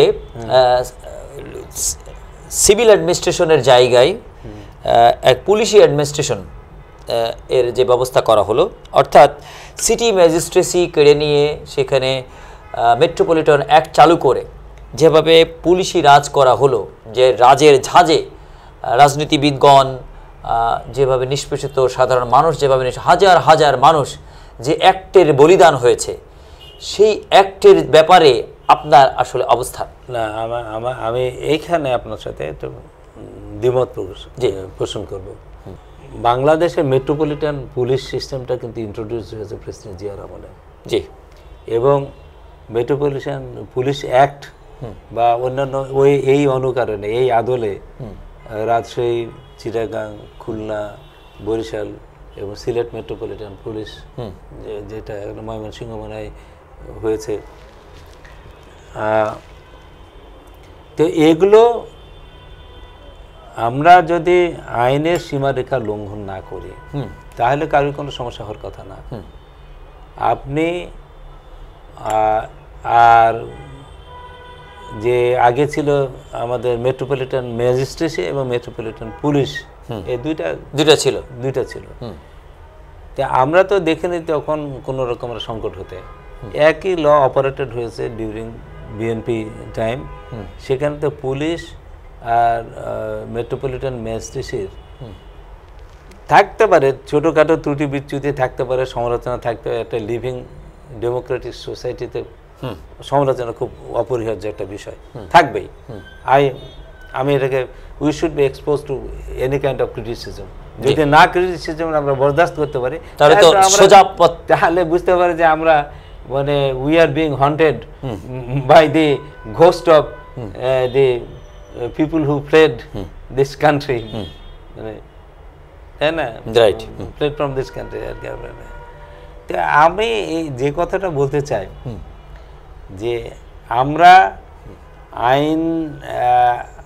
আইনের অপব্যবহার করি কখন, যখন পুলিশিংয়ের, কিন্তু পুলিশিংয়ের একটা মানে থাকতে হবে, তারও একটা নীতি থাকতে হবে। কোন মাত্রায় পুলিশিং করবেন? আপনি ক্রুয়েল পুলিশিং চাইবেন না ডোসাইল এবং পিপুল ফ্রেন্ডলি একটা মানে পুলিশিং এটা কায়েম করতে পারেন? একটা কাজ ধমক দিয়েও বন্ধ করা যায়, আবার আর একজনা যে হয়তো লাঠি মেরে দিল। কিন্তু ইউনিফর্ম পরা অবস্থাতে সাধারণ সেবী সাধারণভাবে সেটি আসলে পসিবল কিনা? ইউনিফর্মের ঝাঁজেই তো সাধারণ মানুষ যেখানে গলে যায়, ইউনিফর্মের আগুনের তাপে যেভাবে গলে যায় দেখা যায়। যেমন স্যার আপনি যদি অন্যান্য জেলাগুলিতে আমরা দেখি, গ্রাম আদালতের মাধ্যমে অনেক বিচার কিন্তু হচ্ছে, ইউনিয়ন পরিষদ সেবাগুলির ব্যবস্থা রয়েছে, বা ওসির সাথে সাথে ইউনো থাকার কারণে, সিভিল অ্যাডমিনিস্ট্রেশন থাকার কারণে ব্যালেন্স করে কিন্তু সুশাসন আনা যাচ্ছে। ঢাকা সিটিতে প্রায় 50টি থানা রয়েছে, ওসি আছে কিন্তু ইউনো নাই, টিউনো নাই, যার কারণে ওসিগণ কি মসিগিরি করছে স্যার মাঠ পর্যায়ে আপনি যান, কি যে রুদ্র আবহ, একটা গুমট অন্ধকারাচ্ছন্ন এই পুলিশি রাজ চলছে, সেটি স্যার মাঠে গেলেই আপনি অনুধাবন করবেন। আমি বলি, এই যে বিগত কয়েক বছর ধরে যে সমস্ত রিক্রুটমেন্ট হয়েছে, তাদের ট্রেনিংটা হয়েছিল মানে একটা রং মোটিভেশন তাদের মধ্যে ক্রিয়েট করার জন্য, পার্টিজান মানে একটা রোল প্লে করার জন্য, তাদের স্বার্থ রক্ষার জন্য, দেশের স্বার্থ বাদ দিয়ে, জনগণের স্বার্থ বাদ দিয়ে, জাতীয় স্বার্থ বাদ দিয়ে, মানে কায়েমি স্বার্থ, কায়েমি স্বার্থকে দাবেদারি করে তারা নিজেদের মানে করেছে, নিজেদের আখের গুছিয়েছে। এটা ভাগ্য করা বলা যাবে না, এটা দুর্ভাগ্য দেশের জন্য যে যারা কালো টাকা কামাই করে খুব উল্লসিত বোধ করে, আনন্দ বোধ করে, এর মতন নির্লজ্জতা, এইরকম মানসিক মানে নৈতিক বিপর্যয় যেন আর কখনো না ঘটে। পুলিশ প্রফেশনালিজম থেকে বেরিয়ে গেছে, ম্যাজিস্ট্রেসি প্রফেশনালিজম থেকে বেরিয়েছে। যে দেশের প্রধান একজন বিচারপতি দায়িত্বশীল বলে যে আমরা শপথবদ্ধ রাজনীতিবিদ, এরকম কথা বলেন নির্লজ্জভাবে, সেই দেশের বিচার কি থাকবে, পুলিশ ব্যবস্থা কি থাকবে, সিভিল সার্ভিস কি থাকবে, আর পলিটিক্যাল লিডার্স বা অ্যাক্টিভিস্ট যারা, তারা এরকম ব্রেকলেস মানে করতে চায়, জাব দিতে চায়, রান করতে চায়। তো যারা রাষ্ট্রের নিয়ন্ত্রক সংস্থা আর কি, তারা যদি লাগামটা না টানে, হ্যাঁ, ব্যালেন্সটা না করে দেয়, তারা যদি নিয়ন্ত্রণ ক্ষমতাটা লাটাইটা না ধরে, তাহলে তো মানে কি হবে? সেই জায়গা থেকে মেট্রোপলিটন জায়গাগুলিতে সিটি ম্যাজিস্ট্রেসির আমি গুরুত্ব আপনি বলি, অনুভব আরেকটা করেন কিনা, বলছি, স্যার? পোশাকের ব্যাপারে আমি বলি, পোশাক কোনো অপরাধ করেনি। পোশাক আপনি অনেক দেশে মানে একদম সাদা পোশাকের পুলিশ আছে, একদম সাদা হোয়াইট, সেখানে তো দেখি তো কোনো একটা সমস্যা হয় না। এমনকি আমাদের দেশে নেভাল ফোর্স, এটাতে this is a fighting force, but they are having warring, এই মানে সাদা পোশাক পরে না, তারা সাদা পোশাক পরে। পরে। তাহলে তার মধ্যে কি মিলিটেন্সি চলে যায়? তা নয়, পোশাকটা ব্যাপার না, it is training, it is the motivation of the officers recruited, বিশেষ করে নিউলি রিক্রুটেড অফিসারদেরকে যদি আপনি প্রথম থেকেই মানবিক না করে না গড়ে তোলা হয়, মূল্যবোধ যদি গড়ে তোলা হয়, দেশপ্রেমিকতা যদি এবং তাদের নাগরিক অধিকারের প্রতি শ্রদ্ধাশীলতা যদি তারা না অর্জন, দায়িত্ববোধের বীজ যদি বপন না হয়, না, তাহলে তো মনে করেন যে হজবরল তো হবেই, তাকেও কেউ মানবে না। জি স্যার, ৩৬ জুলাইয়ের পরে বাংলাদেশ পুলিশ সংস্কার কমিশনে আপনি দায়িত্ব পালন করেছেন। আমি ছিলাম প্রস্তাব আমাদের করি। বিএনপির, আমাদের যে একটা কমিটি গঠন করা হয়েছিল, পুলিশ সংস্কার committee, it is not commission, I tell you. সরকার যেটা করেছেন, তত্ত্বাবধায়ক সরকার, সেটা কমিশন করা হয়েছে এবং সেই কমিশনের একজন খুব যোগ্য মানে অফিসার ছিলেন সিভিল সার্ভেন্ট সরফরাজ হোসেন। উনি আমার ছিলেন চাকরি জীবনে, আমার বস ছিলেন, খুব ভালো মানুষ, খুব নৈতিকভাবে সুসংগঠিত একজন মানুষ, সৎ মানুষ। আর ওনার নেতৃত্বে যারা ছিল অধীনে, তারা তাকে সাপোর্ট দিয়ে ওনার একটা রিপোর্ট প্রিপেয়ার করেছেন। তার আগে আমরা কমিটির রিপোর্ট অবসরপ্রাপ্ত হাফিজউদ্দিন সাহেব, সাবেক মন্ত্রী এবং বর্তমানে বিএনপি আপনার উপদেষ্টা, স্থায়ী কমিটির সদস্য, স্থায়ী কমিটির সদস্য, উনি একজন বীর মুক্তিযোদ্ধা। তার সাথে আমার সৌভাগ্যক্রমে তিনি যখন মন্ত্রী ছিলেন, আমার সচিব হিসেবে কাজ করার সৌভাগ্য। অসাধারণ প্রফেশনাল মানুষ একজন। ওনার কোনো ভিজিটার উনি অ্যালাউ করতেন না সেক্রেটারিতে, ওনার বাড়িতে যেত, উনি বাড়িতে মানে খাওয়া দাওয়া করে ওদের সাথে কথা বলে উনি এখানে আসতেন, বলতে don't come to the office secretariat to create nuisance, একেবারে পরিষ্কার বলে দিতেন। এরকম মানে মানে এত ডিসিপ্লিন মিনিস্টার আমি খুব কম দেখেছি। তো তিনি আমাদের আহ্বায়ক ছিলেন, আমার সাথে আমি ছিলাম মেম্বার নাম্বার 1, মেম্বার নাম্বার 2 ছিলেন কাইম সাহেব, তারপরে আর ওই ছিলেন খান, শাহিদ হাসান খান, উনি ছিলেন, উনি ডিআইজি, যাকে he had to suffer imprisonment you know during Sheikh Hasina's regime. তারপরে ছিলেন আরও কোঅপটেড মেম্বার ছিলেন, খুবই কম্পিটেন্ট মেম্বার, খুবই এনলাইটেন্ড একজন মেম্বার, সেটা হলো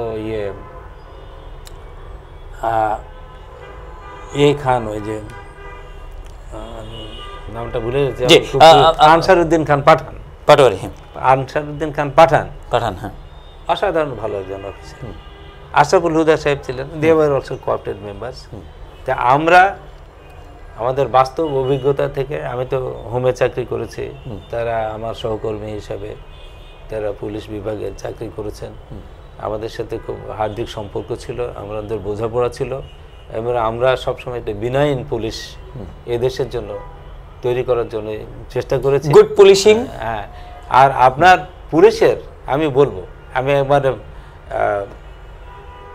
I feel proud to mention যে 1861-এর পুলিশ অ্যাক্ট হওয়ার পর থেকে আপনার পুলিশ রেগুলেশন বেঙ্গল এই এত বছর এবং তার পরবর্তী মানে আমাদের ওই বিএনপির যে লাস্ট টার্ম, এর মধ্যে যা উন্নয়ন হয়েছে তার কয়েকশো গুণ বেশি উন্নয়ন হয়েছে in terms of logistics, in terms of say মানে আর্মামেন্ট, তারপরে dedicated communication system, criminal tracking system, এর জন্য যত কিছু করার দরকার আমরা সব করেছি।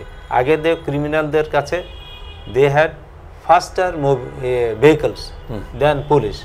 They had better communication equipment, মানে তখন তো এরা ওয়াকিটেকি নেয়, একজনের কথা বলে 10 জনে শোনে, তার মানে ইজিলি ক্রিমিনালরা কাউন্টার ইন্টেলিজেন্স করতে পারে, পুলিশ মুভমেন্ট ট্র্যাক করে। আমরা ক্রিমিনাল ট্র্যাক করবো কি, ওরা পুলিশের মুভমেন্ট ট্র্যাক করে, ট্র্যাক করে যেদিক পুলিশ যায় তার উল্টা দিকে যে ক্রাইম করে, এরকম অবস্থা করে ফেলছিল। আমরা এটা বুঝতে পেরেছি। তারপরে তাদের যানবাহনের এত স্বল্পতা ছিল, যার কারণে আমাদেরকে বিভিন্ন দপ্তরের নিতে হতো, রিকুইজিশন করে নিতে হতো। তারা বিরক্ত হতেন, তাদের কাজও হ্যাম্পার্ড হতো। কিন্তু তারা তো পুলিশ তো আর বাচ্চাদের স্কুল পাঠানোর জন্য গাড়ি রিকুইজিশন করতো না, বা বইয়ের মার্কেটিং এর জন্য করতো না, তারা শৃঙ্খলার জন্য চাইছো, আইন শৃঙ্খলা রক্ষার প্রয়োজনে, মোবিলিটির প্রয়োজনে এগুলো করা হয়। আমার মনে আছে লুৎফুজ্জামান বাবু সাহেব, আমি ওনার এতে সামনে বসে আছি, আমি তখন এডিশনাল সেক্রেটারি, তখন আমি সেক্রেটারি হয়ে পরে ঘুরপাকে আবার এসেছিলাম ওইখানে সেক্রেটারি হিসেবে। আচ্ছা, সে দিকে তো উনি হঠাৎ করে মোবাইল ফোনে একটা কল পেয়ে, উনি ওনার বন্ধু একজন কল করছেন শেরে বাংলা, ওই যে মানিক মিয়া ইউনি থেকে।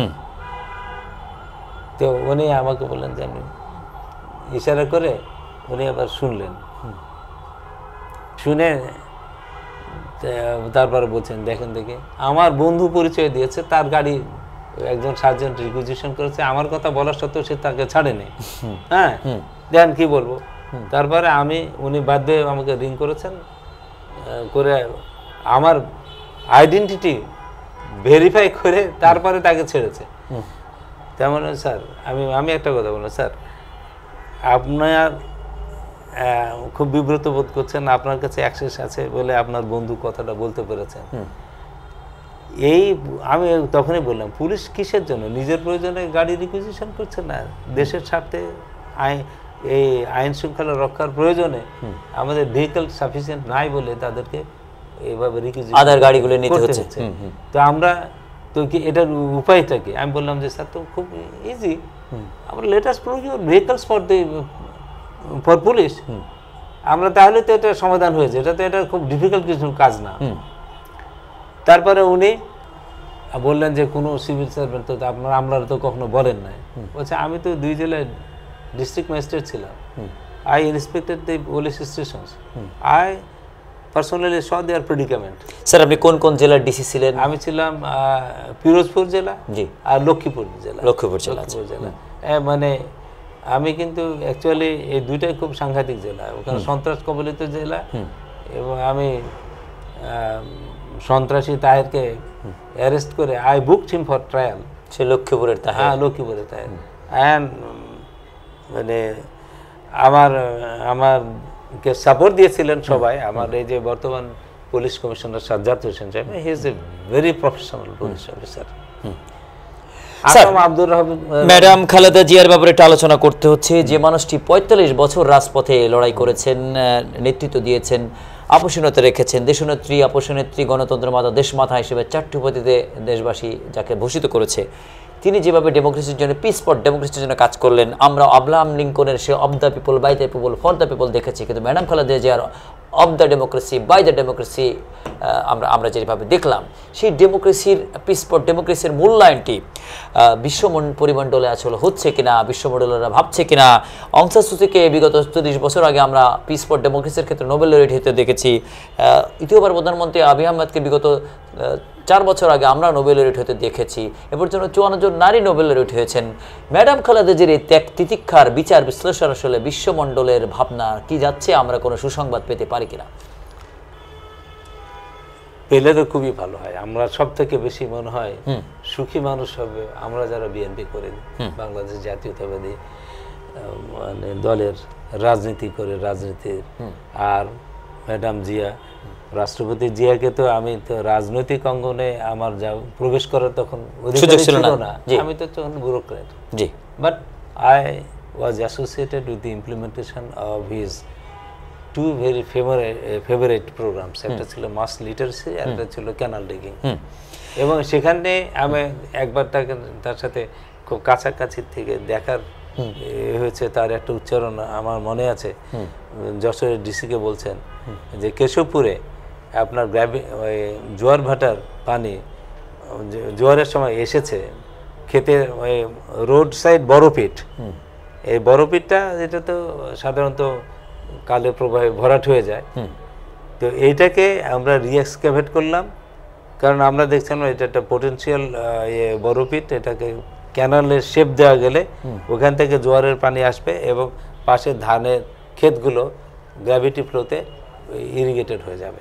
এবং সেটা যখন উদ্বোধন করা হলো, I personally supervise the canal digging program. আচ্ছা, উনি উদ্বোধন করার সময় ওই সময় জোয়ার এসছে মঞ্চের সামনে, এবং জোয়ারের পানি এসে খেতে ঢুকে যাচ্ছে। এটা মানে একটা উপজেলা পরিষদ কমপ্লেক্সের সংলগ্ন বিশাল একটা ধান ক্ষেত এটা।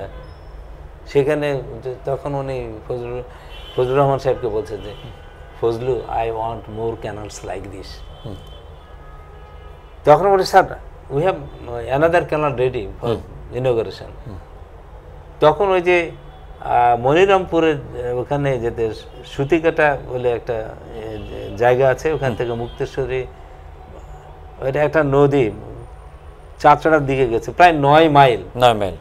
এটা that was also excavated under my supervision. এটা আপনার সুপারভিশনে সেটি খনন হয়েছে। এটা পার্টিসিপেটরি প্রোগ্রাম ছিল, 100% হুইট সাপোর্টে যে হয়েছে তা কিন্তু নয়, জনগণের সম্পৃক্ততার ভিত্তিতে এটি। স্যার, জনাব তারেক রহমান 2000 সালের পর থেকে যখন মাঠে নামলেন, তৃণমূল তাকে যেভাবে গ্রহণ করলো, সেক্ষেত্রে বিপরীত শিবিরে শেখ হাসিনার অন্তরে আসলে কুঠারাঘাত হয়ে গেল।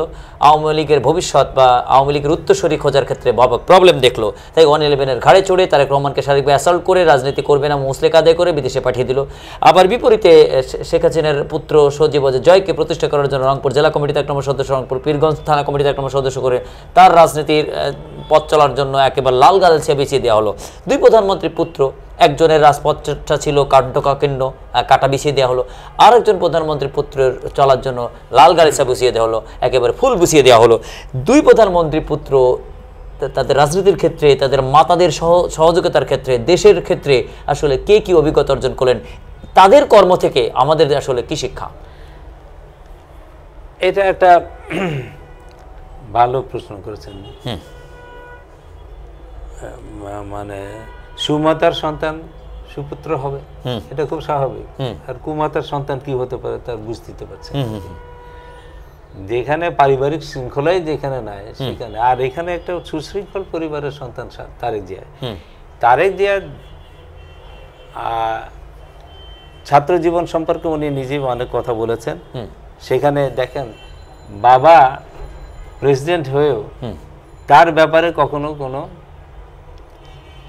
কোনো স্কুল কর্তৃপক্ষ কোনো তদবির করেননি। যেটা আব্রাহাম লিঙ্কন তার সন্তানের ক্ষেত্রে যে একটা ফেমাস চিঠি লিখেছিলেন, মনে হয় আছে স্কুল ইনস্টিটিউশনের হেডকে, এর সাথে মানে ওনার যে ছেলে লেখাপড়া করবেন, স্কুলে যাবে, লেখাপড়া শিখবে, কিন্তু উনি ওখানে কখনো ইন্টারফেয়ার করেননি কোনো ব্যাপারে। কারণ উনি চেয়েছিলেন যে একজন সাধারণ মানুষ হিসাবে সাধারণ মানুষের মধ্যে থেকে উনি গ্রুমড হন, এবং তার পারিবারিক শৃঙ্খলাবোধ, নিয়মনিষ্ঠতা, তারপরে শালীনতাবোধ, মার্জিত রুচি এবং ভদ্র একটা সন্তান হিসেবে বেড়ে ওঠা আমাদের প্রতিপক্ষ দলের রাজনীতিবিদরা ভালো চোখে দেখেন।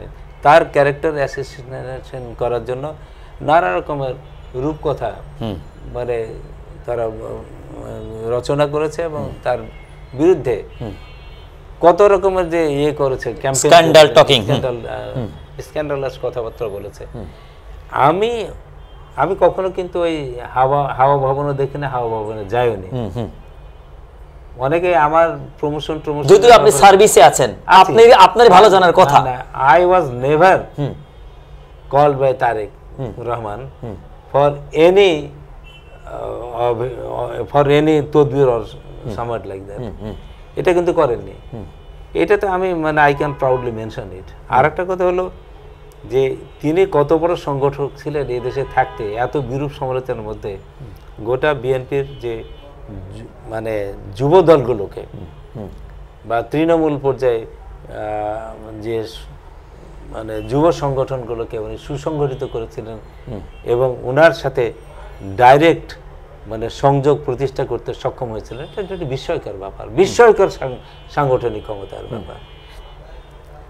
এখন ব্যাপার হলো যে উনি এখন অনেক বড় মাপের নেতা, অনেক ম্যাচিওর নেতা এবং উনি অনেকক্ষণ তখন যেটা যুব রাজনীতির সাথে সংশ্লিষ্ট ছিলেন, এখন পরিণত বয়সে পরিণত একটা রাজনৈতিক দলের মাননীয় মহান নেত্রী আমাদের বেগম খালেদা জিয়া, তিনি তো স্বাস্থ্যগত কারণে সময় দিতে পারছেন না ওইভাবে, উনি হয়তো আদেশ নির্দেশ উপদেশ দিতে পারছেন এই এত সীমাবদ্ধতার মধ্যে, এবং সেটা these are very useful advice definitely. এটা কোনো ইনস্ট্রাকশন। স্যার আপনার বিচারে জনাব তারেক রহমান, জি তারেক রহমান প্রসঙ্গে আরেকটা বলে, উনি নিজেকে বিস্ময়করভাবে একটা এনলাইটেড লিডার হিসেবে আবিষ্কার করেছেন, প্রস্তুত করেছেন, আবিষ্কার তৈরি করেছেন, নিজেকে খুঁজে তৈরি করেছেন এবং সবার সামনে সেইভাবে তার গ্রহণযোগ্যতা উনি উপস্থাপন করেছেন। এখন আমরা সবাই তাকে ভালো নেতা হিসেবে, পরিণামদর্শী নেতা হিসেবে, সৎ নেতা হিসেবে মানে এবং সুস্থির নেতা, ধৈর্যশীল নেতা হিসেবে তাকে আমরা খুঁজে পেয়েছি। এখন ব্যাপার হলো এর মধ্যে আমরা যারা তাদের অনুসারী, আমাদেরকে কিন্তু তার সমস্ত নির্দেশগুলো, আদেশ নিষেধগুলো আমাদেরকে অনুসরণ করে চলতে হবে। কোথাও কোথাও মনে হয় আমরা একটু ওভার স্টেপ করছি বা ওনার উপদেশটা আমরা মনে হয় ভালোভাবে নিচ্ছি না বা নিজেদের কাছে বিরুদ্ধ মনে হচ্ছে, অনুসরণ করছি না। হ্যাঁ, আমরা এইখানে আমি কষ্ট পাচ্ছি। তাকে কখনো কখনো মনে হচ্ছে যে তাকে ভুল বুঝছে অনেকে বা তার মেসেজটা প্রপারলি রিসিভ করতে পারছে না। কিন্তু আমরা যারা জানি, তাকে চিনি, যা আমরা গভর্নেন্সের সাথে সংযুক্ত, তার প্রত্যেকটা পথনির্দেশ, প্রত্যেকটা কথা আমাদের কাছে খুব সুসংগঠিত আমার মনে হয়েছে, সুপরিকল্পিত এবং ন্যাশনাল এবং ইন্টারন্যাশনাল মানে যে আমাদের বাণিজ্যিক বলেন, সামরিক বলেন বা ডিপ্লোম্যাটিক সম্পর্ক, যেগুলো মানে যেসব ক্ষেত্রে আমাদের যেভাবে আমাদের দেশকে স্টিয়ার করা উচিত এবং তাদের র্যাপিড বিল্ড আপ করা উচিত আমাদের কাউন্টার পার্টসের সাথে, সেক্ষেত্রে উনি কিন্তু খুব ভালো ভালো পরিণত উনি ইনস্ট্রাকশন দিয়ে যাচ্ছেন। এই পরিণত এবং পরিপক্কতার ভিত্তিতে আগামী ত্রয়োদশ সংসদ নির্বাচনে বিএনপি নির্বাচন করলে, জি আপনি জয় কি করতেছেন, উনি তো রাষ্ট্রীয় কোষাগার লুণ্ঠন করে কি বলে আইসিটি এক্সপার্ট মানে কি এক্সপার্ট হিসাবে যে মানে কি বলবো মানে অর্থ পাচার এবং লোপাট করেছেন এবং ভোগবিলাসে আমাদের রাষ্ট্রীয় কোষাগারকে ব্যবহার করেছেন। এটা তো মানে এটা তো কোনোভাবে মেনে নেওয়া যায় না। কোনো নৈতিক মানদণ্ডে তার এই সমস্ত অপকর্মকে আমরা সমর্থন করতে পারি না। এই সমস্ত কর্মকাণ্ডের জন্য বিচার হবে কি? মা, ছেলে, বোন, যারা যারা বা অন্যান্য ঘনিষ্ঠ আত্মীয় স্বজন যারা তাকে এই সমস্ত অপরাধ কর্মে সহায়তা করেছে, তিনি নিজে যেটা করেছেন সেটা তো করছেন। নেতৃত্বের এমন গুণ থাকতে হবে যে নেতা মানুষের খুব কাছে থাকবেন, ক্ষেত্র বিশেষে তাকে দূরে সরিয়ে দেওয়ার মানে ইয়ে থাকতে হবে, গার্ডস থাকতে হবে। এ না থাকলে পরে এই নেতৃত্ব তো মানে ফল করবে, হ্যাঁ হ্যাঁ এটা ধস হবে, যেটি হয়েছে শেখ হাসিনার। জি জনাব তারেক রহমানের যে মানসিক ভিত্তি, তার যে পরিপক্কতা, এই পরিপক্কতার ভিত্তিতে আগামী ত্রয়োদশ সংসদ নির্বাচনে বিএনপি যদি নিরঙ্কুশভাবে বিজয় অর্জন করে, একজন সফল রাষ্ট্রনায়কত্বের জায়গায় তারেক রহমানকে আসলে কিভাবে এদেশের মানুষ আবিষ্কার করবে, কিভাবে এই দেশের মানুষ তাকে উনি তো কি করবেন এটা কিন্তু আগে বলে দিয়েছেন। 31 দফায় আমাদের কিন্তু ন্যাশনাল কমিটমেন্ট উনি প্রোনাউন্স করেছেন। এগুলো তো দফা না, এগুলো আমাদের কার্যক্রম।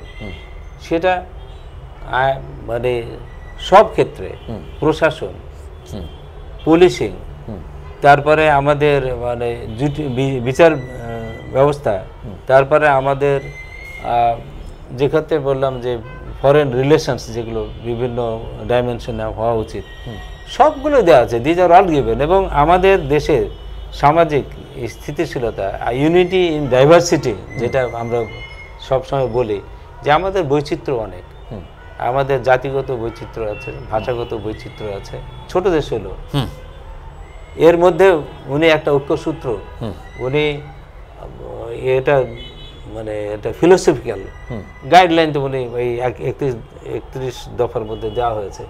এখানেতে আমাদের দ্বিমত করার কোনো অবকাশ কি কারো আছে? কারো আছে?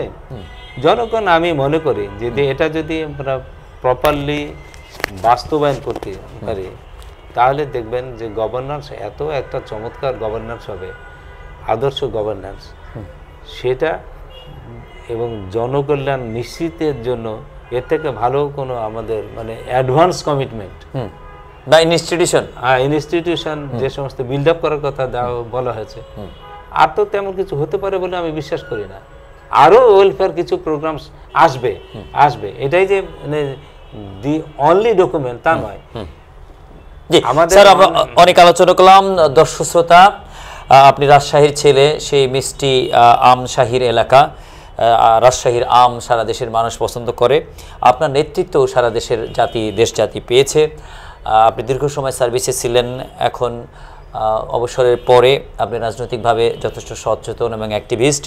আপনি দর্শকদেরকে আগামী বাংলাদেশ হিসাবে, বাংলাদেশের জাতীয়তাবাদের প্রবর্তকের দলের আপনি একজন আদর্শিক কর্মী হিসাবে, দায়িত্বশীল হিসাবে, বিএনপির রাষ্ট্র ক্ষমতার যাওয়ার পরে বিএনপি সরকারকে আপনি কেমন দেখতে চান? আপনার সমাপনী মূল্যায়নী বক্তব্য। অবশ্যই আমরা যে আদর্শের কথা বলছি, সেই আদর্শে আমাদের প্রত্যেকটা নেতাকে আদর্শবান হতে হবে, পথচ্যুত হওয়া যাবে না। আমরা একজন খারাপ বলে তার ব্যক্তিগত লাভ হয়েছে বা বিপুল সম্পত্তির অধিকারী হয়েছে, সেই মানে দুর্গন্ধযুক্ত পথে যেন আমাদের কোনো নেতাকর্মী প্রবেশ না করে, ধারে কাছেও না যায়। আর একটা হলো জনগণের ওয়েলফেয়ারই হলো দেশের ওয়েলফেয়ার। জনগণকে বাদ দিয়ে আপনি যা কিছু করতে চাইবেন, জনগণ বলতে আমি বলছি না শুধু আমার দলের লোক, আমি একটা গোটা দেশের জনগণকে আমি মিন করছি। সবাইকে আদর্শ নাগরিক হতে হবে এবং আমাদের রাষ্ট্রের প্রতি, রাষ্ট্র ব্যবস্থার প্রতি পূর্ণ আনুগত্য বোধ থাকতে হবে। সামাজিক শৃঙ্খলার কথা, ধর্মীয় শৃঙ্খলার কথা, ধর্মীয় সম্প্রীতির কথা, সহাবস্থানের কথা, এক কথা ইউনিটি ইন ডাইভার্সিটি, যেটা আমরা প্রত্যাশা করি একটা আদর্শ সরকার কাছ থেকে, সেই রকম আমরা ইউনিটি ইন ডাইভার্সিটি প্রতিষ্ঠিত দেখতে চাই। শেষ প্রশ্ন, ডেমোক্রেসি, ব্যুরোক্রেসি অ্যান্ড ডিপ্লোমেসি, এই তিনটি জায়গায় আগামীর বিএনপির অবস্থানটি কেমন হবে এক কথায়?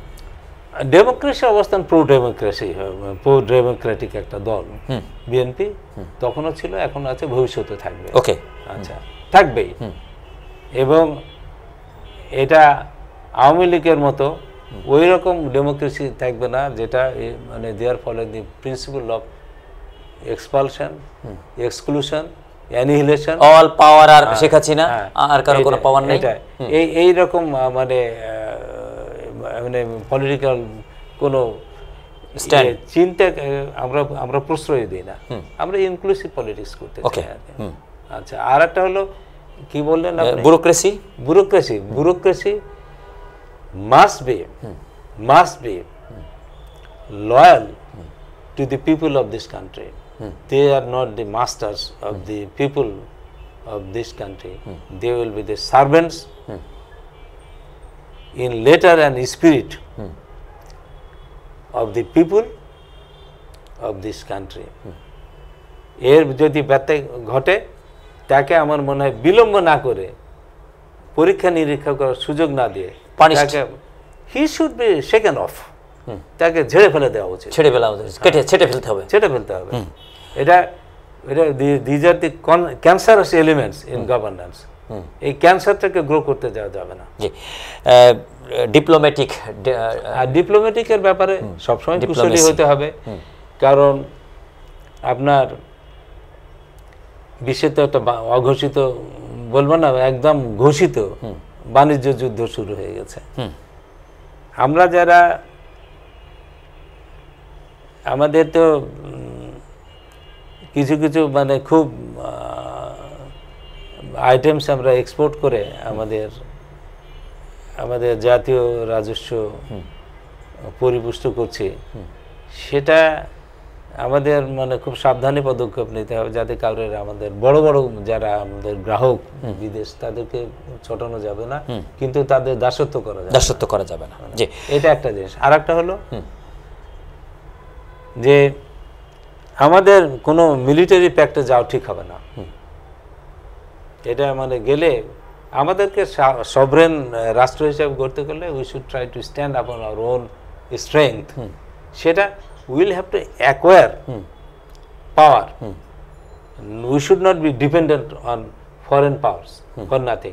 এখানে আমাদের সামরিক সরঞ্জাম যেটা বেস্ট আমাদের for the defence of the country, সেটা আমরা প্রকিউর করতে পারি। যেখানে আমাদের দেশে স্থানীয় প্রডিউস করা দরকার, করা সম্ভব, সেটা করতে পারে। এখন অনেক দেশ আছে যারা নিজস্ব মিলিটারি আপনার হার্ডওয়্যার, সেটা এয়ারফোর্স হোক, নেভি হোক বা আর্মি হোক, সবাইকে তারা স্বয়ংবর হওয়ার চেষ্টা করতেছেন, এবং সবারই কিছু উইপেনরি, যেটা একটা কিছু স্পেশালিটি থাকতে হবে।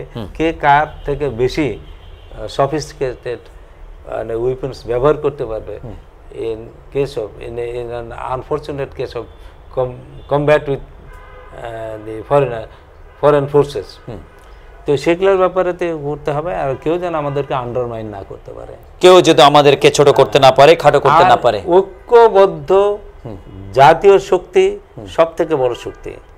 আমাদের যে সমস্ত গভর্নমেন্ট মেশিনারিগুলো আছে, ফাংশনারিজগুলো আছে, তাদের মধ্যে কোনো ক্রমে যেন অনৈক্য, বিভেদ এবং ভুল বুঝাবুঝি সৃষ্টি না হয়, সেই ব্যাপারে সরকারকে সবসময় একটা ভালো ভূমিকা, মানে পরিচালকের ভূমিকা পালন করতে হবে। জি স্যার, আপনাকে আমাদের সাথে যুক্ত করার জন্য ধন্যবাদ জানাচ্ছি। প্রিয় দর্শক, এতক্ষণ যুক্ত ছিলেন প্রজাতন্ত্রের সাবেক একজন দায়িত্বশীল, জাতীয়তাবাদী আদর্শ ধারণকারী, লালনকারী, হৃদয়ের যিনি ধারণ করেছেন, শহীদ প্রেসিডেন্ট জিয়া রহমানের সময়কালীন যিনি সার্ভিসে যুক্ত ছিলেন, শহীদ প্রেসিডেন্ট জিয়া রহমানের দায়িত্ব পালন তিনি দেখেছেন এবং তার অর্ডার তিনি ফলো করেছেন।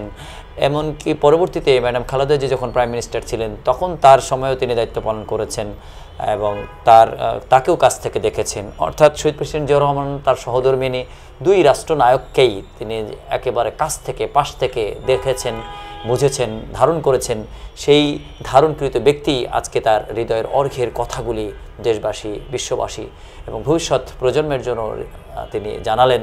এই কথা থেকে শিক্ষা নিয়ে আসুন আমরা আদর্শ মানুষ হিসাবে স্বাধীনতা সার্বভৌমত্বের জন্য লড়াই করি, স্বাধীনতা সার্বভৌমত্বের প্রশ্নে এক থাকি, ঐক্যবদ্ধতাকে নীতির রাষ্ট্র প্রতিষ্ঠা করি এবং মনুষ্যত্ব বিবেকের চর্চার ভিত্তিতে আগামীর সুন্দর একটি রাষ্ট্র হোক, যে জন্য জুলাইয়ে আমাদের হাজার হাজার ভাই বোনেরা, আমাদের সন্তানেরা জীবন দিল, সেইটি কোনো অবস্থাতেই যেন ভেস্তে না যায়। এক সাগর রক্তের মাধ্যমে যে স্বাধীনতা আমরা পেয়েছি, তার মূল্যটা আমরা যেন দিতে পারি। স্বাধীনতা 54 বছরেও সেটি যেন দেশবাসীর কাছে সঠিকভাবে ধারণ হয় এবং মিথ্যা ইতিহাসে যেন আমাদের সঠিক ইতিহাস ঢাকা পড়ে না যায়। এই বিষয়গুলি এবং আমাদের ব্যুরোক্রেটিক সিস্টেম, আমাদের ডেমোক্রেটিক সিস্টেম এবং আমাদের ডিপ্লোমেসিগুলি যেন উন্নত মানের হয়, যথোপযুক্ত বিচার এবং বিশ্লেষণপূর্বক হয়ে একটি সফল সমৃদ্ধি রাষ্ট্র গঠনে ভূমিকা রাখে। আজকের আলোচনা থেকে সেটি প্রতীয়মান হয়েছে। দর্শক, পরবর্তী নতুন কাল আলোচকে বা আজকের আলোচকে পুনরায় নতুন কোনো বিষয়ে যুক্ত করার প্রত্যাশাকে আজকের মতো বিদায়টা টানছি। সাথে থাকুন। আসসালামু আলাইকুম।